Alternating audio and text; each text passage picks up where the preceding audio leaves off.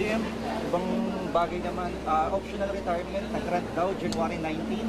On this, sir. I'm going to clear it up with my organization.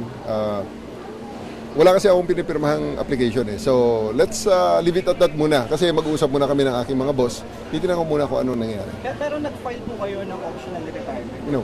No. So, ibig sabihin, until now, dapat 4-star pa rin po kayo? I-discuss muna namin kasi lahat naman ay napapag-usapan eh. Baka hindi lang na-discuss ng todo at lumabas lang sa media yan. So sir, anong reaction po ninyo nung narinig po ninyo yung announcement kahapon? Kausapin ko muna yung mga boss ko. Nagulat po ba kayo, sir? Nagulat ako sa mga tanong ng media. But you don't have any plans on retiring? You don't have any plans?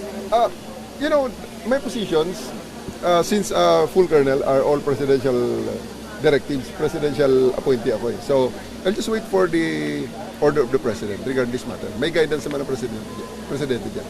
Jim, yung turnover ceremony, gagawin either this week or next week. Imbitado daw kayo, sabi ng SIMG Remulla.